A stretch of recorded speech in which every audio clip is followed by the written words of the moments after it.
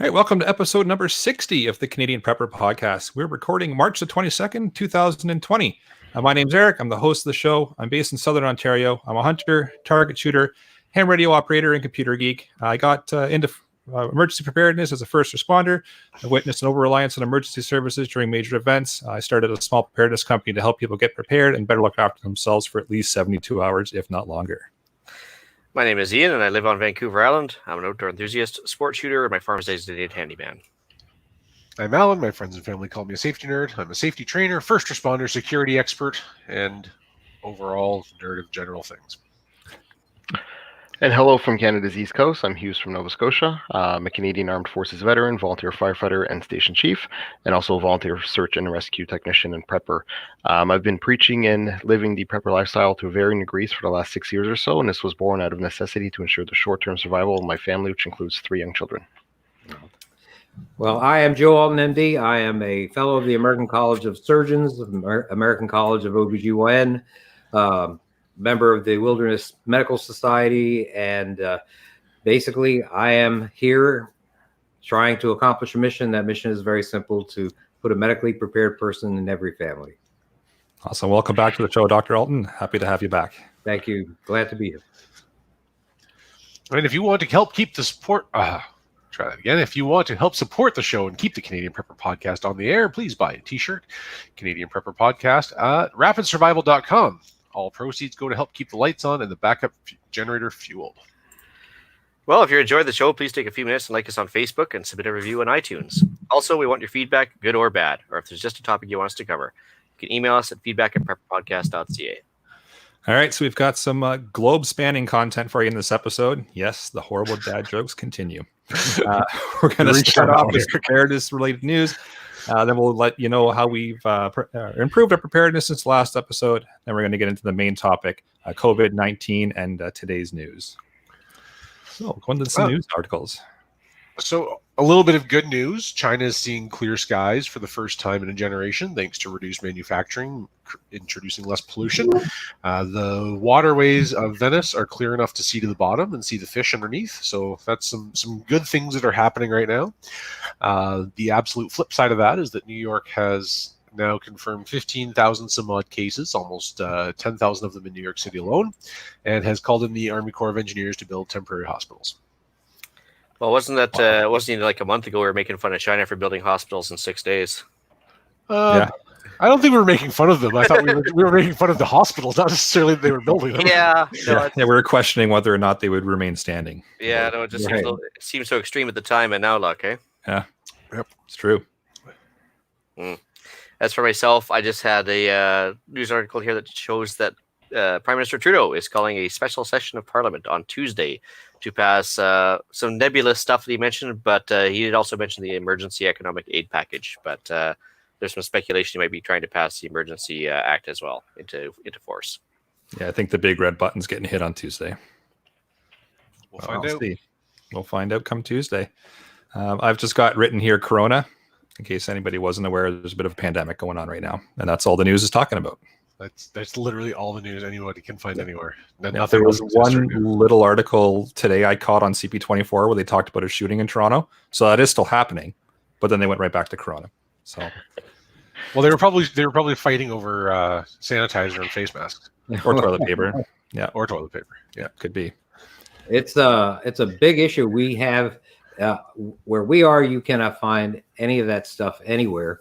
We actually just received a gallon of hand sanitizer, and we're putting it in various bottles so that we can keep our various kits packed with sanitizer for everyone, because obviously it's something that's now a basic for just about any medical kit. Well, all the local breweries and distilleries have now switched manufacturing to start producing sanitizer. A paramedic friend of mine just sent me a picture this morning from of a bottle of Dillon's, which normally makes fairly excellent whiskey, but it's hand sanitizer, and it was shipped it looks like it's in a wine bottle sent to his ambulance base. Wow, well, that's just flipped over now too, and they're starting to do it as well. Yep, so they're repurposing everything down here. Factories that are distilleries and things like that, they're doing this exact same thing, and I think 3M is going. Somebody is making ventilators now that I think used to make cars. So it's pretty amazing stuff that's going on. I mean, it just goes to show what you can do if you really put your mind to it. Of course, we have to see if it really happens, but yeah, true. It is kind of neat to see the community coming together to help everybody out and do what they that can. means there's hope. Yeah, absolutely. Shall we move into what we've done lately for preps? Sure. And what we've done lately for preps is brought to us by Super SE Straps. Visit them at supersestraps.com. Some good stuff. Good times. Yeah. So for myself, because I've been traveling around for work this week, yes, they still made us travel and do a few things. So that's what we're doing. I established a decontamination setup for coming in and out of the house because I am required to interact with various members of the public for work. Set up with my wife exactly what we're going to do for me to come back into the house. And I am going to have to leave again this week to go back to the office. So we've got that in place now. So I have a way to come in and I have a way to go out. Just to make sure I'm not bringing anything back into the house that we obviously don't want to come in. And I actually had a little bit of time this weekend, so I sat down and actually made an inventory list. I know we kind of say to have a list and have things kind of figured out for your preps and your stock, but I always kind of had one up in my head and I kind of counted everything that way. I actually went down to the storage room and counted out everything individually and actually put it into an Excel spreadsheet. And it's kind of nice to have everything written down. It was all kind of jumbled in my brain there, but I was fairly close. It's off a little bit on a few things, but it's nice to have everything actually written down and in a kind of an established list. So that was it. It's easier to maintain it than actually build it up to begin with. Like that's a big effort to get everything on the list, but once it's there, it's certainly easier to maintain. Yeah, that's going to be good. Been meaning to do it for a while, so. Cool. As far as myself, I couldn't have timed my vacation any better, so I've been on vacation since the 10th, and so I'm going to call this my apocalyptic vacation. So as I was forced to stay at home anyway, pretty much, I decided to do a bunch of stuff around the Doomstead here. So I've been rotating some fuel stocks a bit, using up the old stuff in the vehicle, filling up the jerry cans over there's still not lineups there, which is nice. Use the chop saw, figured that in case power does go out off or when I don't want it to type of thing, I use the chop saw to make a bunch of kindling. So a bunch of 16-inch lengths of like medium-sized branches and everything else for the fall. Started eating from the freezer versus the shelf-stable stuff just to empty out the freezer a bit. I had a coop that's obsolete. I'm continuing to turn this coop area into a garden. So I'm continuing with the coop destruction and I got the roof off, which was good. It's a bit of a big job. 2 dump runs associated with that, and just also before the dump shuts down, I figure the dump's going to be shut down since it's a municipal government job, so it won't take long for them to stop coming in. So made sure everything was out of the acreage for dumps, and then went to the shooting range twice. Some good brass scrounging going on because just so happens that the RCMP were there twice this week, shooting up a storm. So I decided to pick up after them and be extra greeny and recycly about it, and because recycle, reuse, right? Yep. Yeah, and let's see here. We had our first baby chick born, so I named her Corona. Yay. I thought you were supposed to name your food. Well, she's not a food; she's a layer now, right? So, anyway, outfitted the vehicles with hygienic supplies, so gloves, wipes, masks, safety goggles, everything else. So every vehicle's got the ability to go out and not be feeling too icked about it, I guess. And then I had to fix the fuel line with a generator because I ran the big generator again that runs our water pump, and sure enough, one of the fuel lines was kind of cracked and leaking a bit, so that's no good. Checked on the neighbors again, so made some quick chats with them to make sure everything was okay because I got some elderly neighbors. Did a socially distance appropriate visit with a local guy who wants to get into prepping, and he needs some basic preps advice. So I spent a couple hours there, and we talked generators. We talked about getting water out of the well, basic food stores, what to get. And so he was happy about that. And see here, made arrangements to retrieve my 2 family members that are stuck overseas. So they should be hopping on a plane tonight. Wow. The days are just packed for you. Yeah. So you underachieved again this week, Ian. Yeah, but it gets better. I found out my employer is ceasing 75% of its operations. So hey. So yeah. So what are you going to do next week then? Everything's done. Yeah. No, I have unlimited amount of things to do around here. It'll be all good. So I'll have more information on that next week, but it looks like I might be liking it at least a demotion, if not a layoff. So we'll see. We'll set aside a couple of pages of notes for you for next week. Yeah. So. Well, let me tell you, who's next? That's me, I think. So for myself, I've been continuing long-term and short-term food stockpiles, boosting fuel stockpiles as well, gearing up for a spring garden setup. So I found a store that still had some seeds, so I geared up on that. I've got 138 liters of homebrew currently fermenting, so that's cider, wine, and moonshine. And just a note, I went to do some grocery shopping today, and they're limiting even canned goods to only 2 cans per person. And they're actually enforcing that. So they go they go and look at all the carts at the checkout, and you have more than 2 cans, and they're going to say pick 2, and the rest have to go back on the shelf. And so for a family of 5, 2 cans, not going to cut it. So I'm happy I stocked up ahead of time. So I might have to go back every day because they didn't specify how often I can go back. But yeah, it's a little bit unsettling. But on the good side, the store was fully stocked. They had everything was back in stock. There was not a bare shelf. So at least that's good now. So yeah, Well, that's so that's it. That's good. Well, from my end, you guys, I guess, don't really know this, but this is harvest time down here. We have our agricultural summer is winter. And so we have all sorts of stuff growing. We're master gardeners for the state of Florida through the Agricultural Extension Office.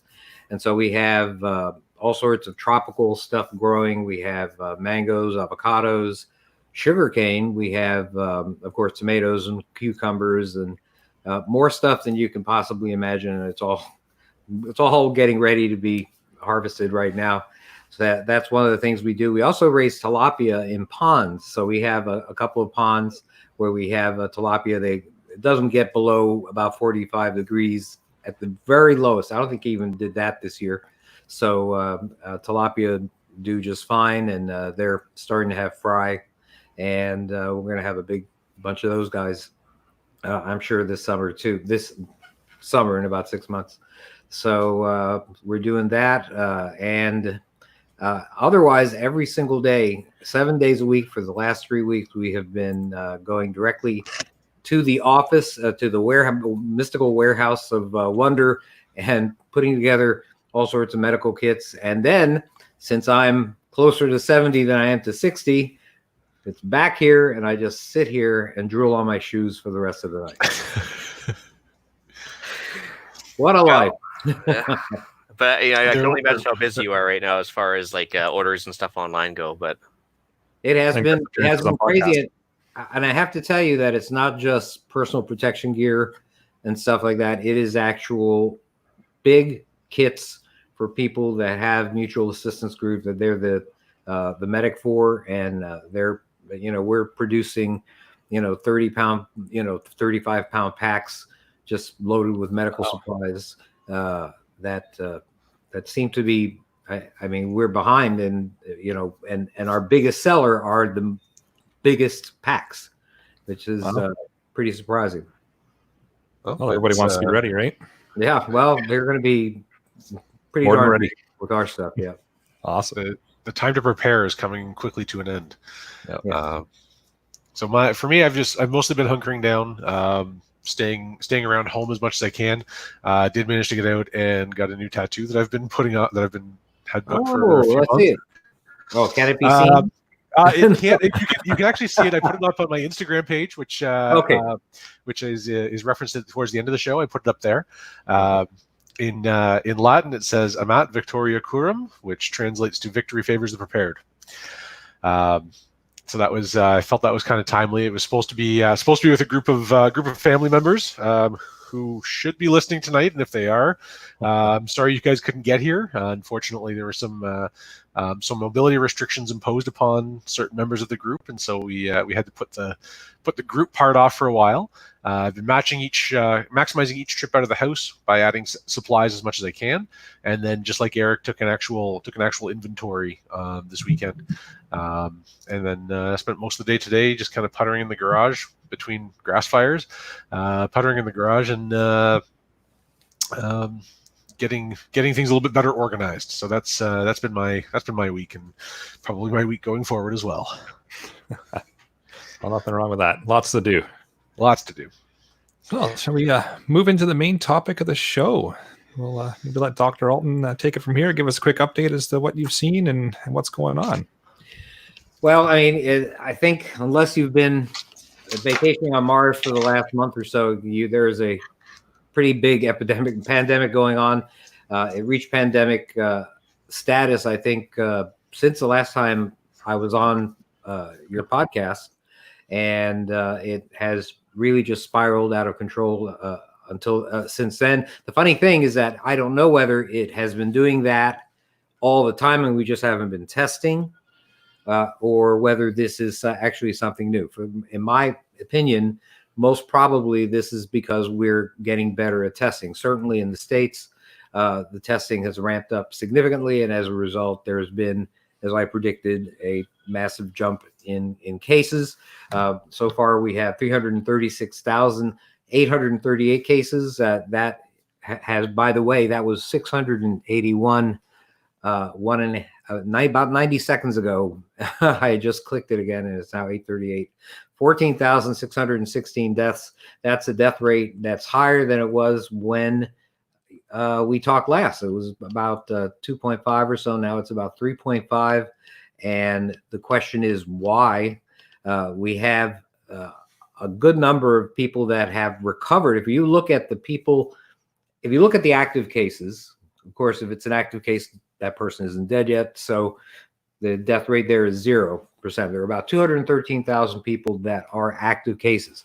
There are about 112,000 cases that have been closed. And of that group, 97,000 have recovered, and 838 have passed away. That's a 13% death rate. Now, the thing that everyone needs to know, it sounds pretty scary, but and it is scary.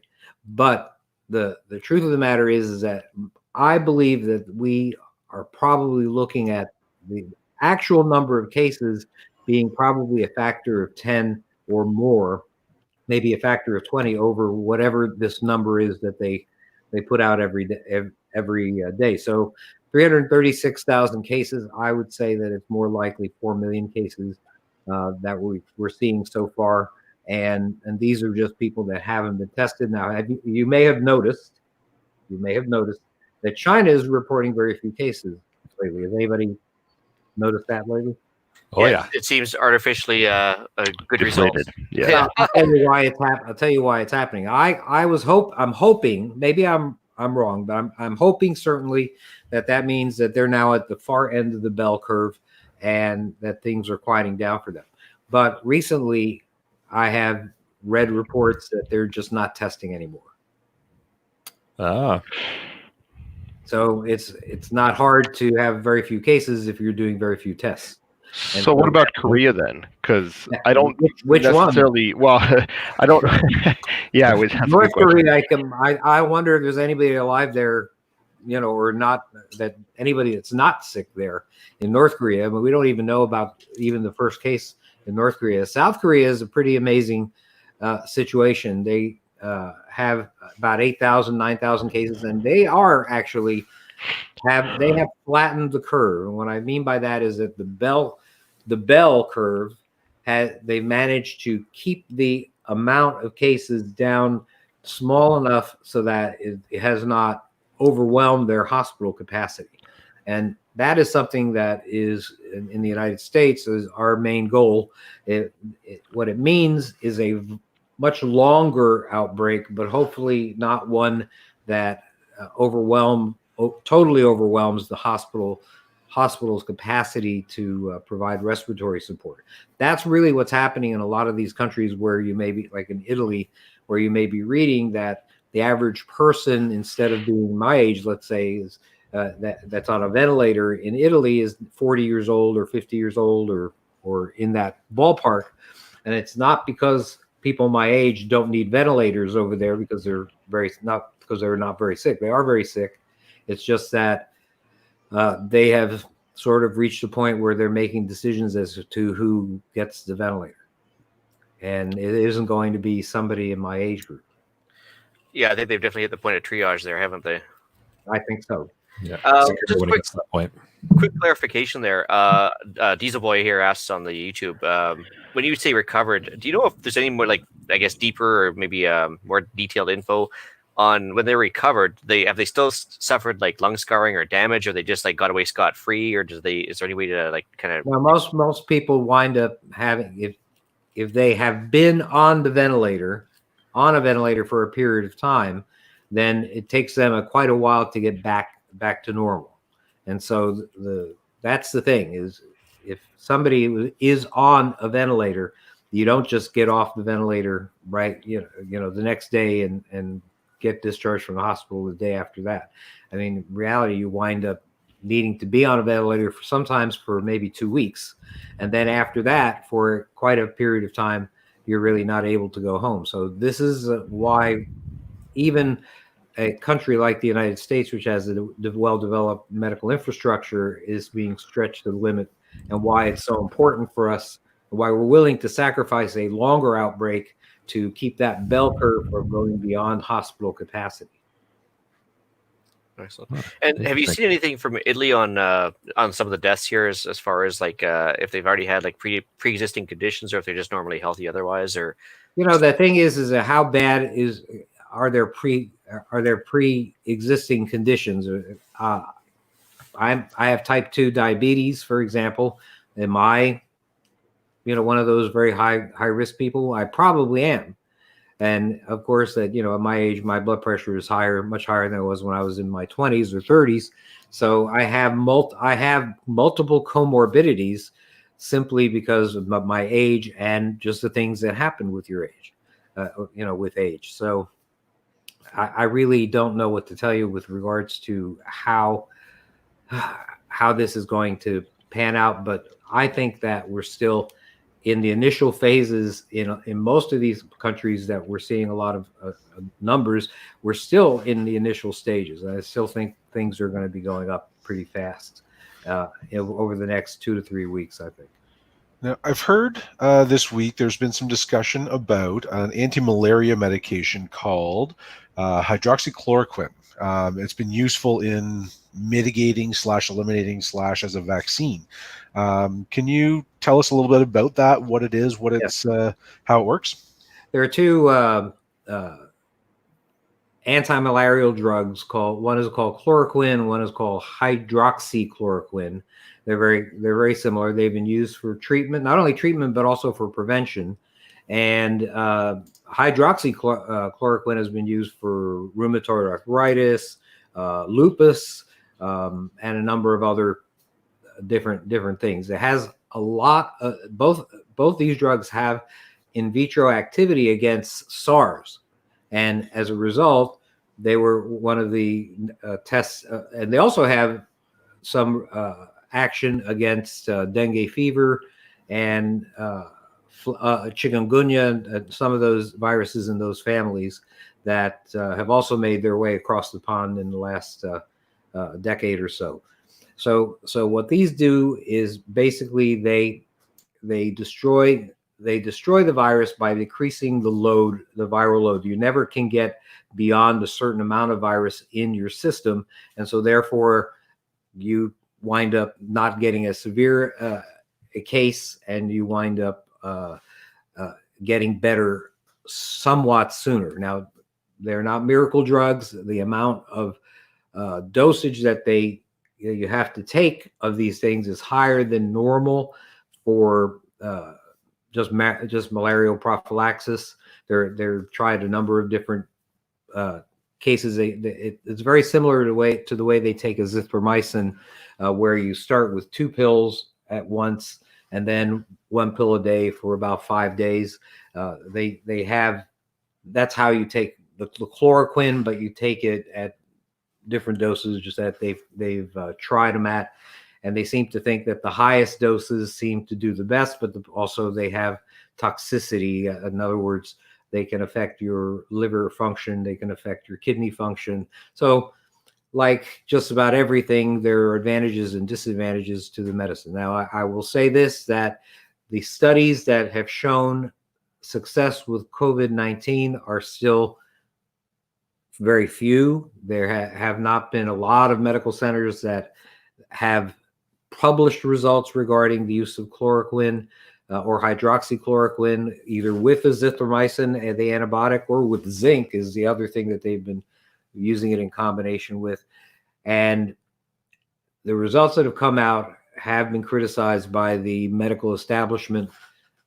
What has happened, though, that is good is that it's making medical centers all over the country, all over the world, you try these out. And it's thought that it's possible that South Korea's low death rate can be associated with the use of chloroquine, which is not uncommonly used to treat COVID-19 in South Korea. So it's possible that there's a ray of light with regards to this. The only problem is they have to find the right dose. Another good thing about it is that we know for a fact that it's not dangerous to take at normal doses. But the question is, what is the dose for COVID-19? We know what the dose is for malaria, and that, you know, most people tolerate that well. Is it the same thing with COVID-19? We don't know what the dose is exactly for that. So it is being currently evaluated, and because it's already been proven to be safe in human beings, that means that's what they do in phase 1 trials. That means it can go directly to phase 2 and then phase 3 trials, and hopefully we'll get some kind of treatment out of that. They also use other drugs, by the way. I mean, where they're not just focusing only on chloroquine. The anti-HIV drugs, lopinavir and ritonavir. By the way, every antiviral drug, just about, its last 3 letters end in VIR. So if you ever see a generic medicine that ends with VIR, it's usually an antiviral drug. So these are these are drugs that are used in people that have HIV, and they've been successful, probably saved a lot of lives, and maybe that's why a lot of people don't die these days of AIDS as much as they did in the 80s and the 90s. But these are also thought to be effective against coronaviruses as well, and so this is another route that's being taken that is totally different from the chloroquine. Now, you mentioned zinc when you were talking about the combinations of drugs. Is that something that we could be taking preventatively? Yes, there are zinc lozenges that you can find. They're about 75 milligrams is the usual dose for those. There are virologists who have published articles that say that it works well in also decreasing viral load and increasing the speed at which you recover from a viral illness, and that they include coronavirus as one of those. Remember that there are coronaviruses that have caused epidemic disease like SARS and MERS and COVID-19, and then there are your common cold coronaviruses. The other 4 strains of coronavirus that are in the coronavirus family are the cause of about 15 to 25% of all common colds. And so that's why they tell you to take zinc to decrease your chances or to increase your speed of recovery from a common cold, because zinc indeed has an antiviral effect on coronaviruses. The question is it enough of an antiviral effect for someone who is very sick? It's not thought to be preventative. It's thought to be something that maybe makes your episode of COVID-19 may be milder than it would be otherwise.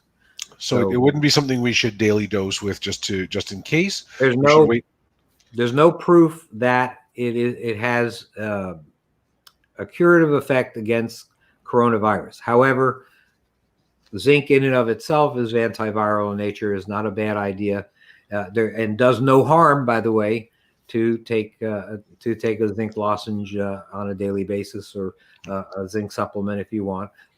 I've taken them for years, mostly to deal with the colds.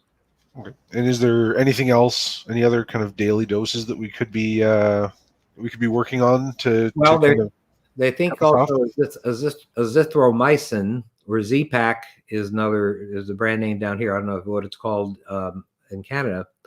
But that's a popular antibiotic. It's used very often here, and it is something that has the ability. It's an antibacterial, but for some reason, when you put it with chloroquine in combination, it seems to it seems to have more of an effect in patients that have COVID-19. And now that is an anecdotal study that was done by some physicians in China. They claim that this is the case. And these are, again, see, the main thing with these kinds of things you read in the news about this medicine curing that, that medicine curing that, is that there may be a study that shows that, but can that study be reproduced elsewhere? I once had when I was in college, I was in a biopsychology lab. We called it the rat lab because they did so many experiments on the poor animals there. And one of our professors managed to put together a kind of regimen that was able to allow people to, without taking drugs and just changing their diet and things like that, actually lower their blood pressure. And it was sort of a it was dealing with autonomic conditioning. And so part of your autonomic nervous system is your blood pressure and things like that. You're maintaining your homeostasis. And he was able to get his subjects to lower their blood pressure. And these are people that were known hypertensive, and he was able to get them to lower their blood pressure. He published the study, and then it was such a groundbreaking thing. My God, you mean, oh, I don't have to take medicine anymore? I can actually lower my blood pressure by doing these things? Well, as soon as it came out, all these other medical centers started doing the study. They couldn't reproduce his results. He went back, tried to figure out what was different that he did that the other people couldn't reproduce it. Couldn't figure it out. He wound up being ruined. Academically, he wound up killing himself actually a year later. So you got to have a bunch of medical centers that agree with your opinion that, we do our findings that this works. Because just because one place says this works, if everybody else tries it and it doesn't work, you can't really call it a proven method of treatment. Speaking of proven methods, actually, quick question for you. You mentioned the South Korea, flattening the curve successfully by, kind of keeping everybody on lockdown. Obviously, we were talking about how it might come into play here Tuesday. We've noticed that California's done it. New York's kind of cordoned off neighborhoods and stuff.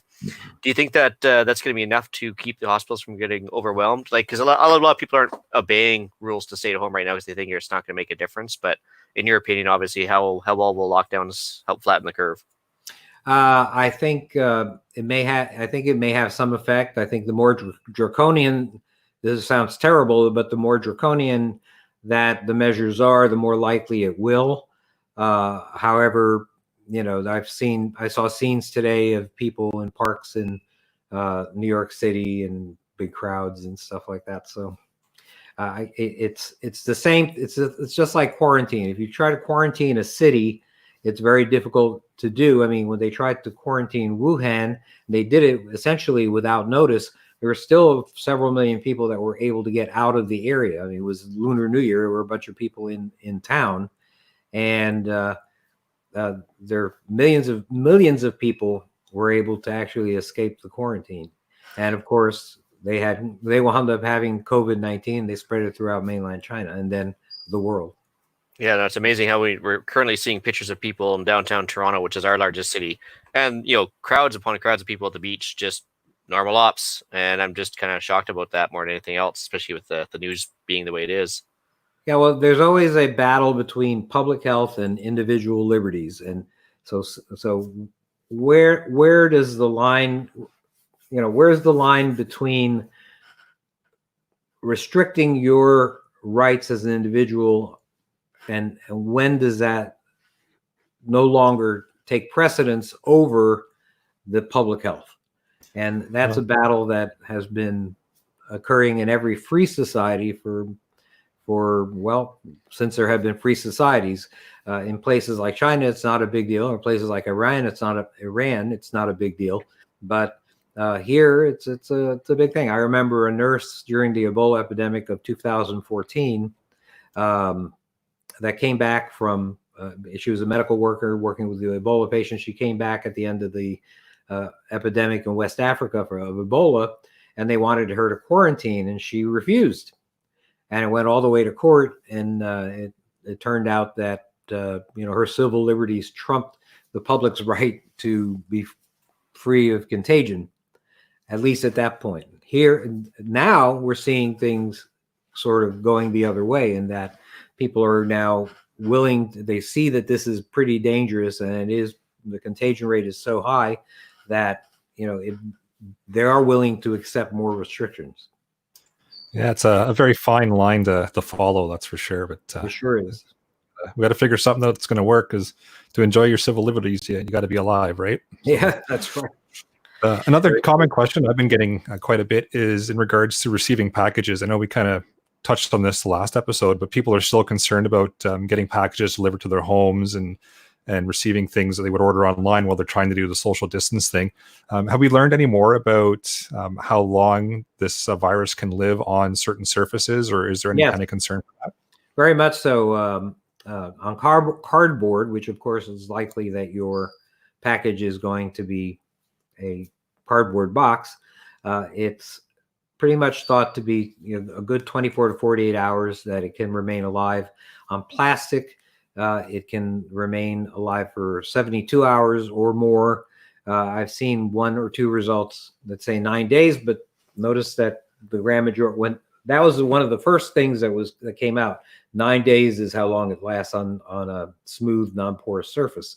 Well, they did studies, to see if that was true, and sure enough, they found out that it's pretty much 3 days, and those studies pretty much agreed with each other. Copper, interestingly enough, only lasts 4 days, and 4 hours. The virus can only last 4 hours on copper, and so I've just received communication from somebody that I know that is claiming that copper products may be part of the answer with regards to treatment, copper ions or things like that. And none of this, of course, is proven. We just don't know yet. We know very little yet about. We know a lot about the virus, but we're learning by trial and error mostly, and so we just have to see.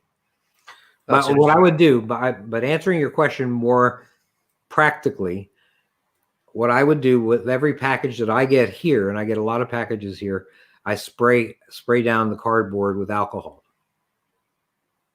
and I just let it sit there for a while. That makes sense. And so I do that, and also I open these packages usually open the packages with gloves on, nitrile gloves. That's solid advice for sure. Yeah. You have to realize that my age, I probably am at higher risk, and so for that reason, I'm sure some people out in your audience will think it's overkill, but the truth of the matter is that it's a very contagious disease. It can't be over safe, right?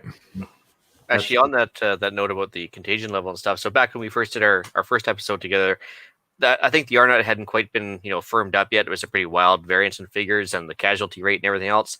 Has anything about this disease really surprised you as far as casualty rates or R-naughts or anything else? Oh, what surprises me is the amount of people that die as a result, as an end result. And we have so many people that are still active cases that we don't know what's going to happen with them. And the number of people that are in serious or critical condition is about 5% of all the active cases. Yet there are 13% deaths among the closed cases. So it sort of surprises me that rate is so high. I suspect that it's, of course, because I believe that the true number of cases are so high that I think that death rate is diluted, whether you consider it out of all cases or just out of the closed cases. But I would think that it's just surprises me just how many people are in critical condition from this virus. I mean, that's the real danger about it. Otherwise, for most people, it's like the flu. But instead of the flu having just a couple of percent of people getting really sick out of it, we just have 20% of people winding up needing some kind of medical intervention, and 5% of people will wind up on ventilators or needing some kind of respiratory support. So it is surprising. It's something that you wouldn't expect to see really in somebody who ordinarily would just expect a very small percentage, certainly for any kind of virus.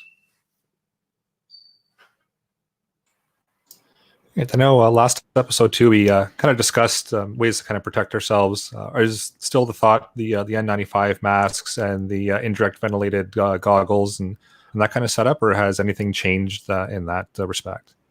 No, I think that has not changed. I think people still should be. Well, I will say this: that has changed, but it hasn't changed because of the protective effect. For example, N95s are still very useful to have, especially if you're going to be a caregiver. It's best to have an N95 mask. However, because of the extreme shortage of N95 masks, the U.S. government, our health agencies are now saying that it's okay for you to use regular old surgical face masks, and it's okay to use bandanas. That's how bad it's gotten here. Is that, so you may see nurses and doctors walking around the wards, with a bandana on instead of an N95 mask. So there's been a real shortage of these things, and it's basically the reason is very simple, is that we've become so dependent on manufacture being done in other countries. We don't manufacture anything ourselves. I mean, we don't manufacture cell phones. We don't manufacture a lot of electronics, and we don't manufacture face masks. A lot of those face masks are manufactured right where the first epidemic hot zone was in mainland China, as a matter of fact. And so we have a strategic national stockpile that's starts off at about 45 million masks, but those are not meant for distribution to the average citizen. The purpose of a strategic national stockpile is not to necessarily help the average citizen. It is to maintain the continuity of the government. Because if you can't have a nation, if you don't have a government, and if things go completely without the rule, outside the rule of law, well, that's a big problem. And so for that reason, that they justify using these masks specifically to maintain the continuity of the government. Now that may mean maintaining the continuity of the hospitals in an area that is necessary, like in urban areas and things like that. But you may find that there's a hierarchy of who gets masks. Now, I would assume that places like New York City, Washington, D.C., places like that would wind up being very high on the list. And of course, that they are secondary to the Department of Defense. What's scary I found is we were doing inventory at my fire station for what we had for pandemic supplies in terms of masks and gloves and stuff, and we're fairly well stocked up on gloves, but we had 2 boxes, which is 40 masks for a fire department of about 38 people. And then talking to our logistics team, they said what's in the station is what the fire department has. So we do have a central logistics, but they said we don't have anything. We're a municipal government. We weren't really planning for this. Like the last time we looked at a pandemic plan was like 2007. So the government lives kind of like paycheck to paycheck almost, right? So they weren't planning for a pandemic. They weren't stockpiling masks or anything. Trying to get this stuff out of the province or state government or the federal government doesn't seem to be happening. So it's to the point now where even the paramedics, which is a state-run type of paramedic, they don't have any masks. So they're responding to calls, whether the patients are being screened as COVID-19 negative or positive, they're responding to calls with just gloves and safety glasses and no masks because we don't have any. And we've only got something like 20 cases in this province. So well, yeah, that is a sad state of affairs, but it's the same story in many, many places. I will say that the CDC recognizes that there may be in a true pandemic, as we're in right now, a limited supply of N95 masks and other kinds of personal protection gear. With regards to masks, they indeed do sanction the extended use of masks and the limited reuse of masks, disposable masks. They actually sanction the extended use and the limited reuse. What the things that are their rules that you cannot break is that it's one mask per caregiver. In other words, you don't share a mask with another caregiver, and for that reason, I actually saw a image in one of the news sites that showed a bunch of brown paper bags with the names of different doctors on it, and that's their mask. and when they're not using it, they put it in there, and then they use it again. That's what they call limited reuse. Is they actually let it dry out and then put it back on.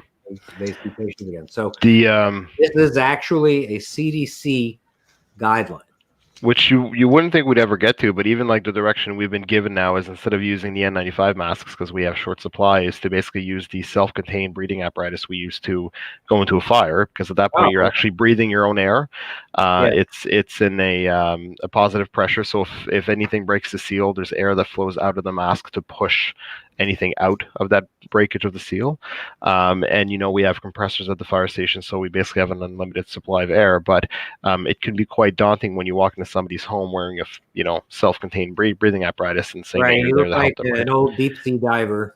Exactly. So we kind of have to explain to them why we're dressed up like this and why we don't look like a normal person, I guess. But we call those PAPRs, and down here they cost probably about $1,000 for a good one. So it's good to have that. It's good to have the ability to have that, but of course that's not something the average person can do. Now, I will say this: that I'll say this for the Chinese, they're not afraid to test things that we would ordinarily consider not appropriate to even bother with, and so they have evaluated. Or the International Medical Center of Beijing has evaluated a number of different ways to disinfect a used mask. And they tried spraying it with alcohol, and they found that it degraded the filtration efficiency of an N95. So they felt that wasn't good. They tried steam heat, and they tried autoclaving. And both of those actually also degraded the 95% effect. The autoclave actually deformed the mask itself. And they tried UVC wands, and they think that has some promise, but they had, at least at this particular center, they had no way that they could really measure if there was virus on the mask or not. So they weren't sure about the filtration efficiency. And the one way that appeared to work that actually didn't affect the circulation of air through the mask, didn't deform the mask, and maintained the 95% efficiency was placing the mask in an oven at 160 dry heat, 160 degrees for 30 minutes. Oh, that's interesting. That's a thought, yeah. And so they were willing to, you're not going to find a lot of other places willing to do these kinds of tests, which are considered certainly outside the conventional medical wisdom, but they seem to feel that that was an option. And I actually have cooked some masks myself just to make sure they didn't deform them, and they don't. So 160 degrees, 30 minutes. I have a question from a listener, and she's asking, at what point should we go to the hospital? So we're saying if you're young and healthy, you should manage your symptoms at home, but how do we know when it's time to go? Well, if you've ever been short of breath, then you know that it's time to go. So I would say that if you are unable to maintain, and this is why having something like a pulse oximeter at home is not a bad idea. If you had a pulse oximeter, which is a little machine you put on your finger that measures your pulse, but also measures the oxygen saturation in your blood. If you were below 92 or so, I would be pretty concerned about that, and I would probably go to the hospital at that point. Now, however, almost everybody else that is not ultra high risk, I would consider for home care. And indeed, the World Health Organization sanctions home care for mild cases of COVID-19. They feel that the likelihood of somebody getting better at home with a single caregiver is probably much higher than going to an overcrowded and understaffed hospital. As a matter of fact, I have a book that's going to be coming out soon, my Alton's Pandemic Preparedness Handbook. And so I write about that and all of the various things you need to do to have an effective sick room for epidemic diseases, and also what you have to do with regards to contacts, what we have to do with regards to being an effective caregiver, and the various things that would give people the best chance of a full recovery while not getting the rest of the family sick. So that'll be coming out probably in the next couple of weeks. Probably. I always like to say that I always like to say that when I write a book about something, it cures the problem, because when I wrote a book about Ebola in 2014, I put it on the bookshelves and actually made the New York Times bestseller list in health, and for 1 week. And then you never heard about Ebola ever again. So I always like to say that obviously it cured it.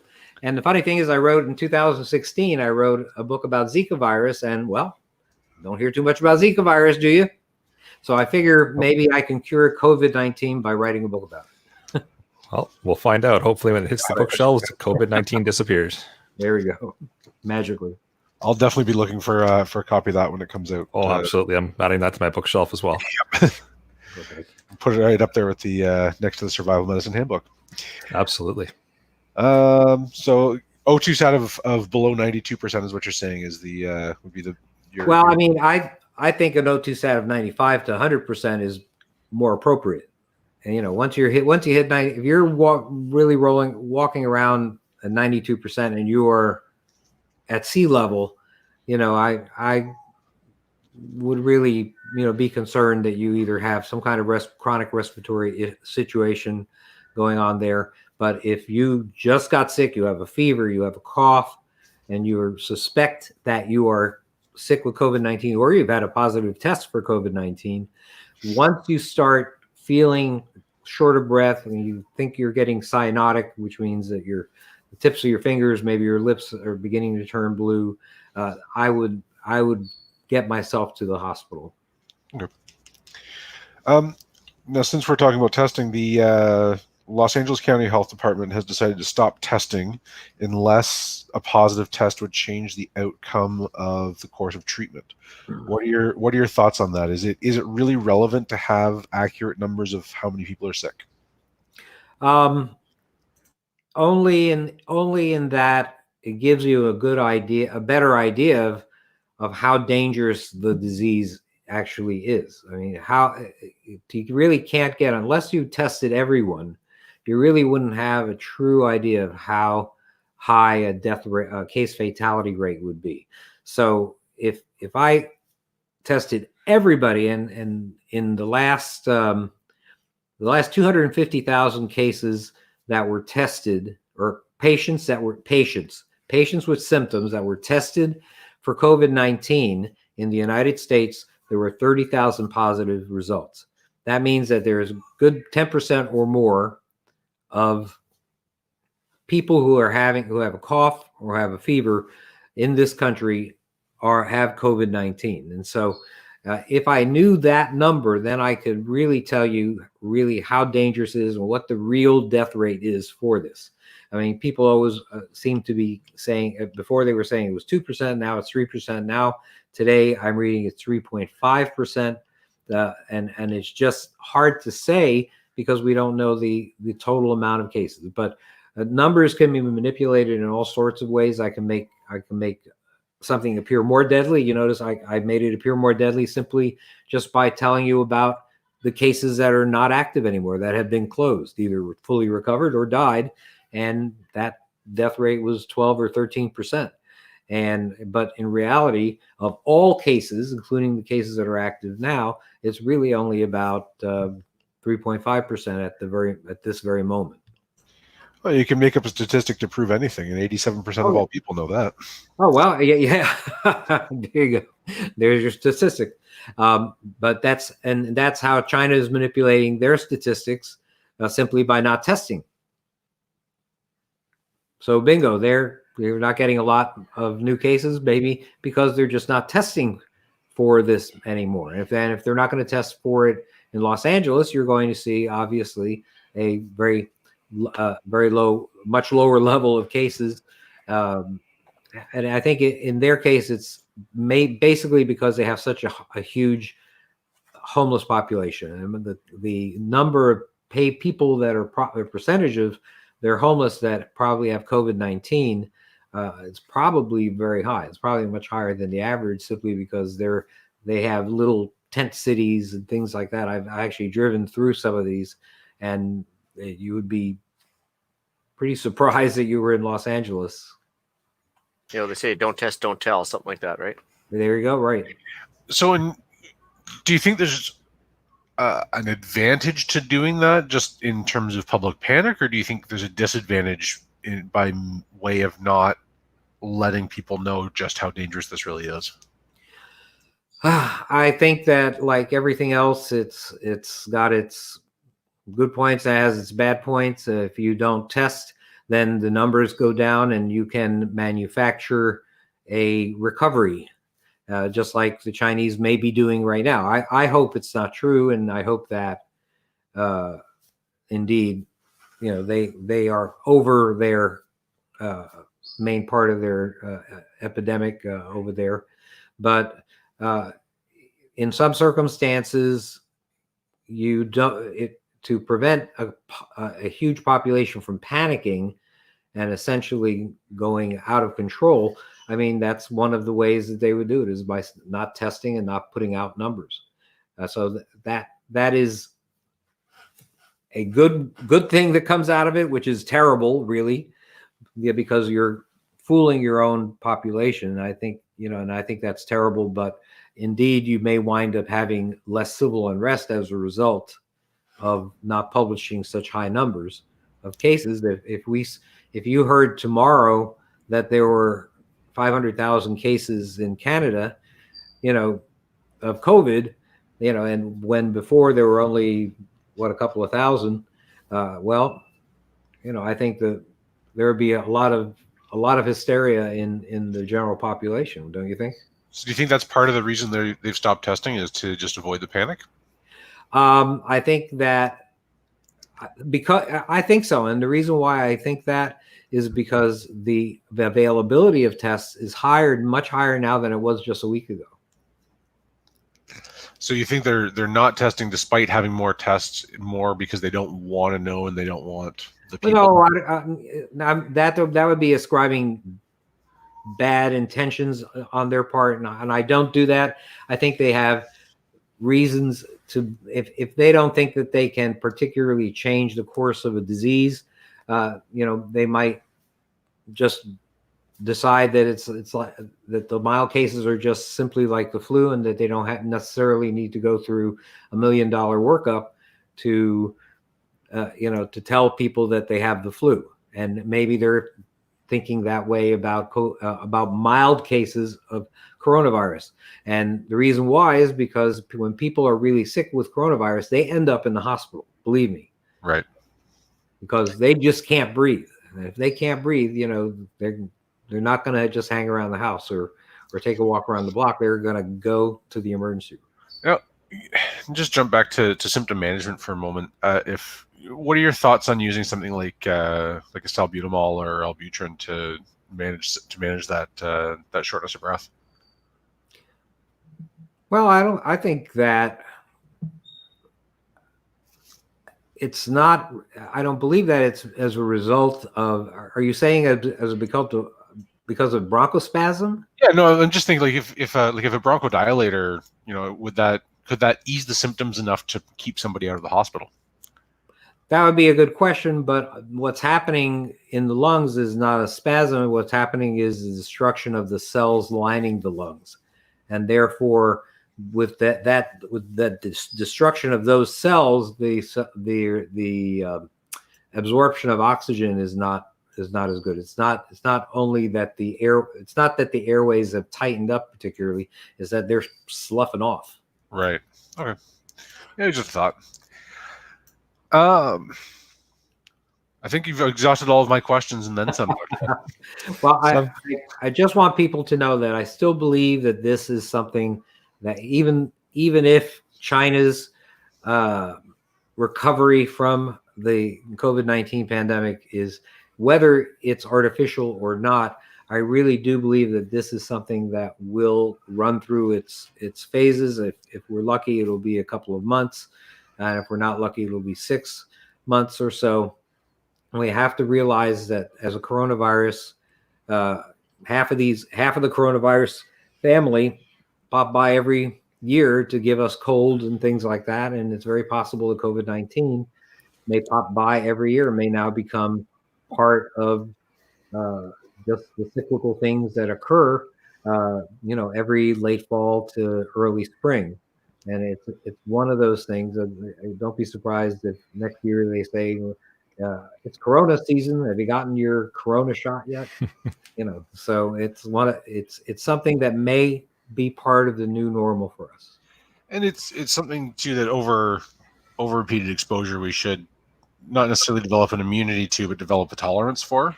Well, we do develop a sort of immunity to it. I mean, think about let's think about the first European explorers. Let's think about John Cabot and the first European explorers, the people in Jamestown and things like that. They would basically live through centuries and centuries of smallpox that would kill a small percentage of them, and disfigure with pockmarks maybe the majority of them.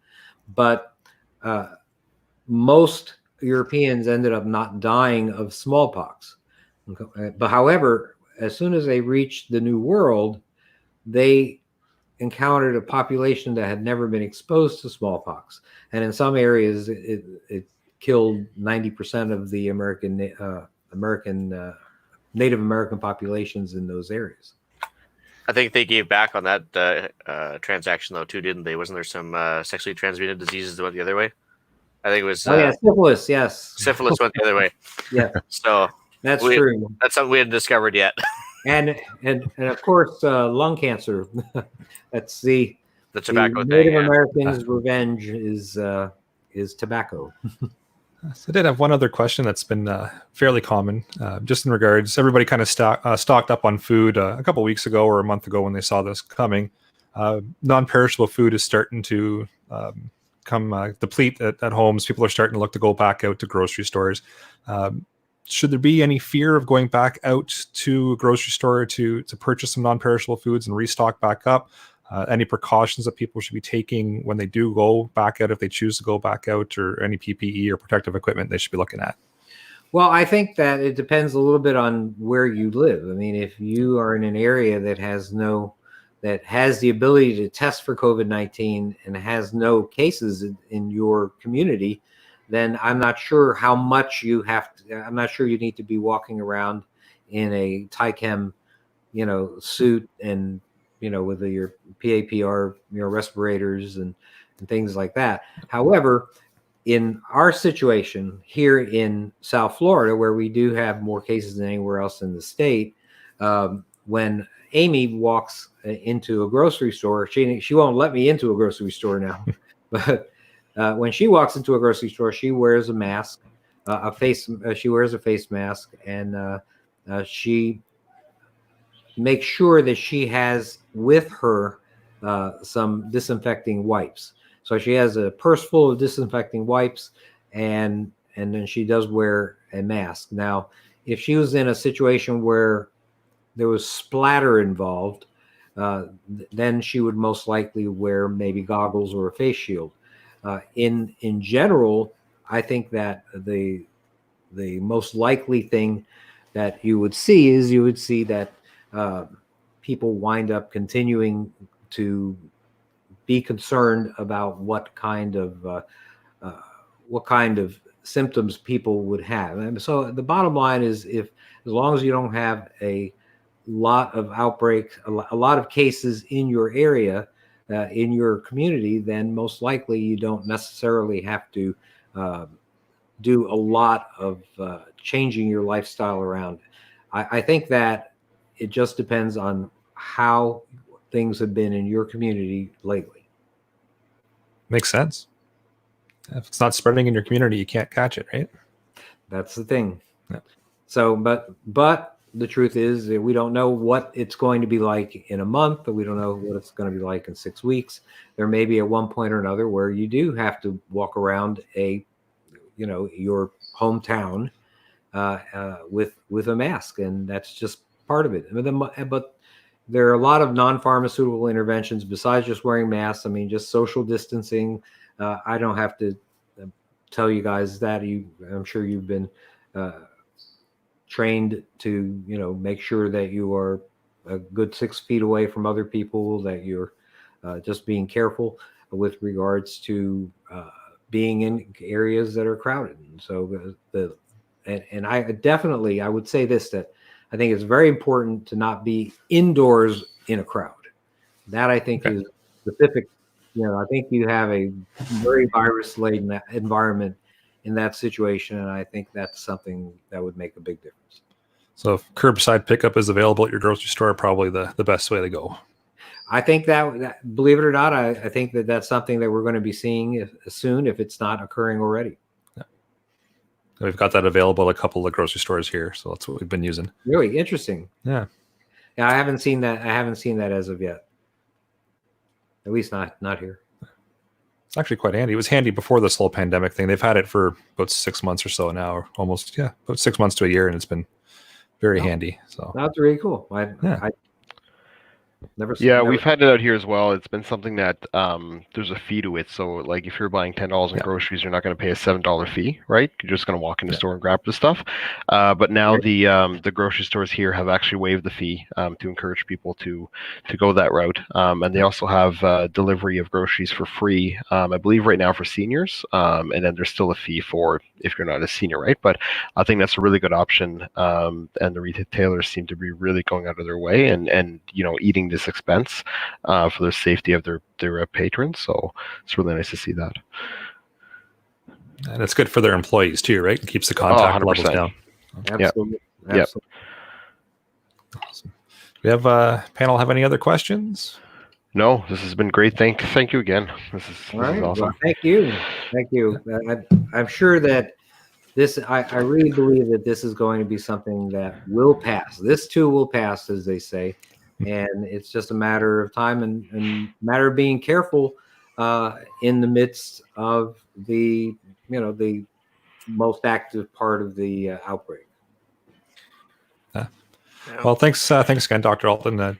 We really appreciate you coming on the show and giving some information to the listeners, because you were very well received last time, and I'm sure you're very well received wherever you are. But we thank you for coming out again and helping to give some accurate information and hopefully calm some people down as well.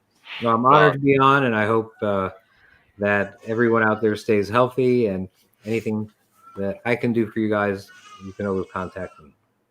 Yeah, it's interesting. I was listening to you on the Jack Spirko's Survival podcast last week, so I can only imagine how many these media spots you're doing, but you're probably the most popular guy on the continent right now. So, well, we try anything I can do that can help save a life. That's basically what I'm here for.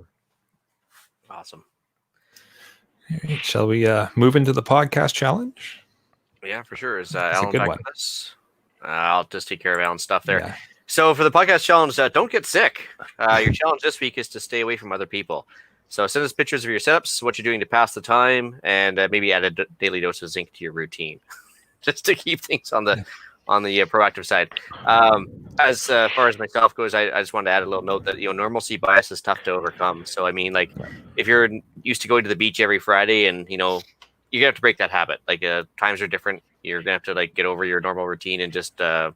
It sucks to stay at home for a long time, especially if you're a social butterfly, but you got to overcome that normalcy bias. Absolutely, it's going to be tricky. So I did make it back. I just had to reset my entire life and deal with my Sky internet. So Welcome back. Let's move into some upcoming events. All right, so we got the Podcaster Charity Shoot hosted by Slamfire Radio, July 4th, 2020 in Balmoral, New Brunswick. That's the Restigouche Gun Club. Details can be found at practicescore.com. You can register there as well. $25 fee, and even if it gets canceled, they would really prefer if you just sign up and just say, hey, you know what, leave it for charity. So just do your thing if you can at practicescore.com. cool. Emergency Preparedness Week is coming up May 3rd to 9th, and we'll have lots of great things to talk about that week. And unfortunately, as far as we've heard, the annual Preppers Meet is still canceled. So if we get any updates on that, I will certainly let you know. But we haven't heard anything saying it's back on. So unfortunately, still canceled from the sounds of it. Let's move into some shout-outs. I will shout out Claire, who is actually listening to the podcast tonight instead of just making fun of the fact that she can only hear it from my side. So She never tries to make funny faces to make you laugh or anything. Sometimes, yeah. I got one for a new listener. His name is Cam and family. It was a good chat the other day, and welcome to the show. All right. Anyone else on the panel have a shout out? All right. We'll go to email and iTunes reviews. All right. I couldn't resist. I had to read this one out. We got a message from Wade on the Facebook page. So he gave us a bit of a humorous diatribe here. So, coronavirus pandemic, day 16. If anyone is still out there, I'm alive but struggling. Food is running low. I'm down to only 459 days worth. My hands are super sanitized and my butt is super clean. Down to 1,599 rounds of ammo. I dropped one round down the heat vent while doing the daily inventory. The power is still on, but for how long? Missing human interaction, but I have my cats for now. I'm soaking their food in barbecue sauce in an attempt to marinate them from the inside in case I have to eat them. I fear dark days are ahead. News is all bad. Neighbors have attempted to leap from windows to their death, or near death. Most have single-story homes, so they're just badly bruised. Blew through most of my Netflix series, so I may have to rewatch some again. Basic survival is a definite challenge. I vow to persevere to the end. I am a survivor. Please, if there's life out there, communicate with me to help preserve my sanity. Thanks, Wade. Nothing wrong with a little humor. Yeah. All right. As far as iTunes reviews go, we are up to 50 5-stars. We've got 5 4-stars, 3 2-stars, 2 1-stars, and we still got that one little guy at 1 star. But like I keep saying, we got the board filled now. So that one little guy at 1 star doesn't bug me as much. Who am I kidding? Yeah, it does. Whatever. She's still there. You can't please all the people all the time. No, it's true. So leave yourself a 5-star. I can't skew the stats here. I can. We just went through that. Yeah, we can't do that. We got to have an accurate picture of our ratings. So with that, I will bring episode number 60 of the Canadian Prepper Podcast to an end. You can find the podcast on iTunes, Podbean, Spotify, or of course your favorite podcast app. Please help us out. Submit a review. That way our stats aren't skewed. It also helps other people find us. We do record these shows live on Facebook and YouTube. If you want an early peek at the show, please subscribe to the YouTube channel, Canadian Prepper Podcast. Click on the notifications tab. That gives you an alert when we're going live. You can contact me directly on Instagram at PPSWO or find me, shoot me an email, alan@prepperpodcast.ca. That's Alan with 1 L. And for me, I can be reached at hughes@prepperpodcast.ca or hfxprepper@gmail.com. And I also have my own YouTube channel. Just search for HFX Prepper. Dr. Alton, where can everybody find you? Oh, my turn? Yep. Oh, I'm sorry. Okay, you can find me at doomandbloom.net. We have over 1,200 articles, podcasts, and videos on our website. It's been going on for, more than a decade now. You can find us at our YouTube channel at Dr. Bones Nurse Amy. Also, our Facebook group, 6,500 strong. On Facebook is Survival Medicine, Dr. Bones Nurse Amy. And you also have a podcast as well? Yes, it's called the Survival Medicine Podcast, and we are on Blog Talk Radio. Awesome. You can reach Ian directly by emailing me at theislandretreat@gmail.com. And you can also find me on Canadian Patriot Podcast on iTunes and YouTube. There you can find us discussing why government waste and society triggered by Asperger's. Wow. All right. You can find me at rapidsurvival.com. You can chat with me there in the live chat. You can also email me at feedback@prepperpodcast.ca. So thanks for joining us this evening. And until next time, be prepared, stay safe, and keep learning.